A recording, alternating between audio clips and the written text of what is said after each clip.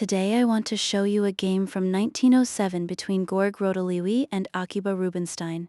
A game people have been replaying for over a century, because by the end almost every black piece is standing there, undefended, and white cannot take a single one of them safely. It comes from Lodz, and it opens as a very ordinary Queen's Gambit declined, Semi-Tarrasch. Nothing about the first 10 moves warns you. Let's begin. Rotlewi opens with d4, claiming his half of the center, and Rubinstein answers d5, claiming his. The knight comes to f3, black supports the center with e6, the pawn steps to e3 behind it, and black strikes back with c5. White adds c4 to the pile, the knight develops to c6, the other knight goes to c3, and knight to f6 completes the symmetry. Now the tension breaks. White takes with pawn takes c5, and the bishop is happy to recapture. Bishop takes c5, developing with gain of time, so a3 is played to prepare queenside expansion, met by a6, which quietly asks what white intends, and the answer is b4, pushing past the bishop and offering the pawn to whichever black piece wants it. Rotlewi is playing for space on the queenside. Rubinstein is happy to let him. The bishop simply retreats to d6, where it looks at the kingside instead. White fianchettos with bishop to b2, taking the long diagonal black castles and tucks the king into the corner. The queen steps to d2 to connect things, and queen to e7 lines black's forces up behind the center. So both armies are almost out, and everything hinges on the pawn on d5. Rotlewi develops with bishop to d3, aiming at h7, natural, attacking, and slightly careless. From here, black is the more comfortable side. Why does that matter so much? Because the moment white stops resolving the center, black gets to resolve it on his own terms. Let me show you the cleaner path. Pawn takes d5 first. Black recaptures with pawn takes d5, white takes again with knight takes d5, and after knight takes d5 the center is swapped off and white's position stays perfectly healthy.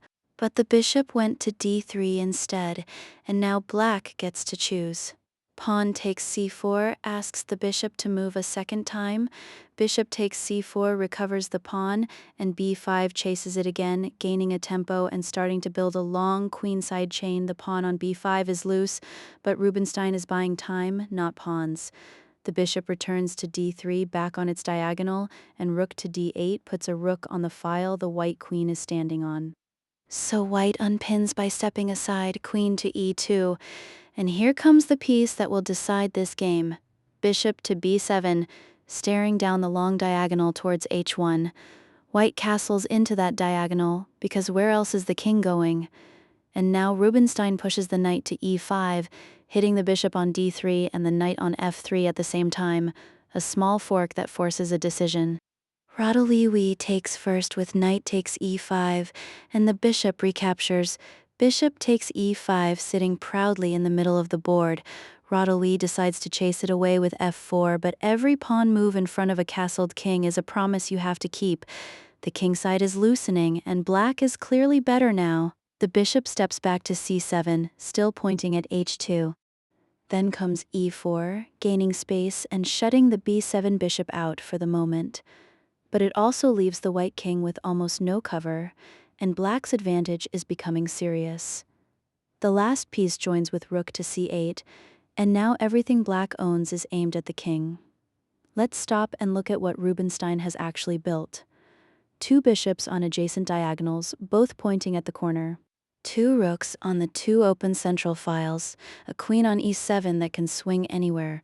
What does white have? Space, and a king behind 3 pawns that have all moved. So ask yourself, what is white's safest continuation here, and is grabbing more space really it?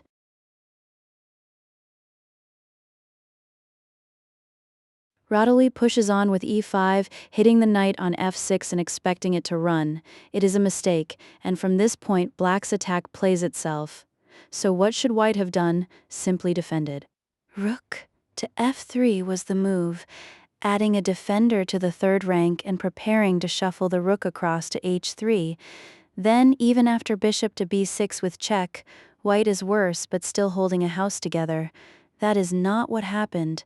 Rubinstein gives the check anyway, bishop to b6, and white cannot capture it, so the king slides to h1, the corner. On the very diagonal the b7 bishop owns. The pawn on g2 is now tied to its king. If it ever leaves, the bishop's line opens straight onto h1, and the knight leaps to g4, untouched by the e5 pawn and hanging to the queen on e2. Rubinstein has offered a piece to bring one more attacker to the king side. White blocks the diagonal instead with bishop to e4, ignoring the knight for now. So the queen swings across to h4, and suddenly the h2 pawn is tied to the king as well, attacked twice and pinned in place. Take a good look, because this is the position the whole game has been aiming at. Black's queen on h4 and knight on g4 are both hitting h2, and h2 cannot move. The bishop on e4 is standing on the long diagonal only because the b7 bishop is glaring through it. The rook on c8 is looking at the knight on c3, and the rook on d8 is looking at the queen. Now here's the question white has to answer. How do you defend h2 without touching anything that is already holding the position together? There is one modest move that keeps the roof on. Can you find it? Rotlewi went for the greedy one instead. With g3 he attacks the black queen, which has no defender at all. Win a queen, break the attack, surely? It is the losing move, and the reason is that the g-pawn was doing a job. The move that held on was the quiet h3. It gives the king an escape hatch, kicks the knight, and crucially leaves the pawn shelter around g2 intact. Black would keep pressing with rook takes c3, white recaptures, bishop takes c3, and after bishop takes e4, black is clearly on top, but white still has a game to play. Back to reality where g3 has just been played. Now count the loose pieces on the board. The black queen on h4 is attacked and defended by nobody. The bishop on e4 is stuck between the b7 bishop and its own king. The pawn on h2 still cannot move. White is threatening to simply take the queen next move, and black is completely winning. Both of those things are true at once. This is the moment the game is remembered for, so I am going to ask you to pause. White's threat is real. The pawn on g3 takes the queen. Black has a rook on c8, a rook on d8, a bishop on b7, a bishop on b6, a knight on g4, and a queen that is about to be captured. The white king sits on h1 with the g-file torn open and the h-pawn nailed down. Find the move that ignores the threat completely. Pause here and look.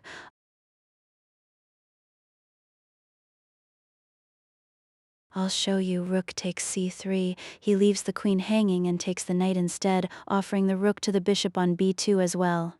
2 pieces in prize, and white gets to choose which one to swallow, and that is the heart of it. If white takes the rook with the bishop on b2, the black queen crashes into h2 and mates, so the rook on c3 is the first piece nobody is allowed to capture. Which leaves the queen, and taking the queen means the g3 pawn leaves the third rank, opening the very line that rook is standing on.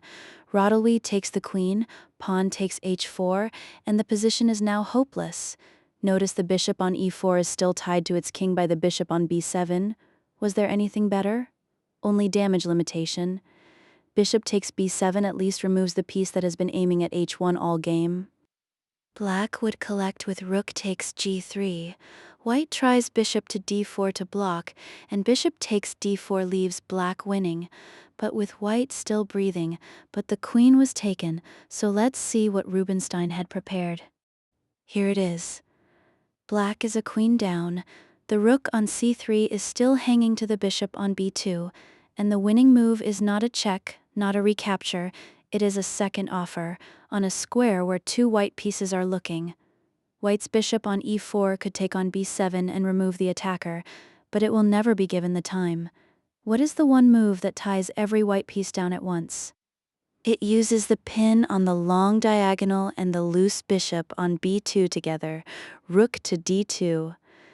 The other rook offered to the queen, forking the queen on e2 and the bishop on b2, and every capture loses. That is the second rook nobody can safely take, and black is now mating. The queen accepts. Queen takes d2 because leaving that rook alive is no better, and now bishop takes e4 with check. The king has nowhere to step, white has to block. So the queen comes back to g2, blocking on the diagonal, pinned to its own king, attacked by the bishop and defended only by that king.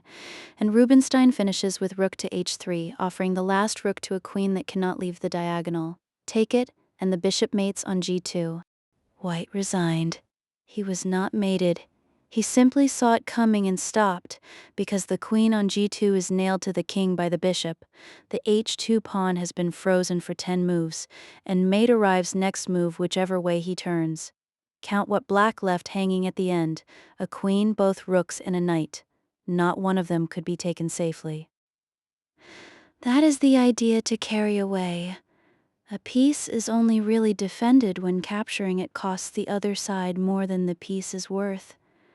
Thanks for watching Nocturne Chess. If you enjoyed this game, subscribe for more quiet journeys through chess history. Until the next board, good night.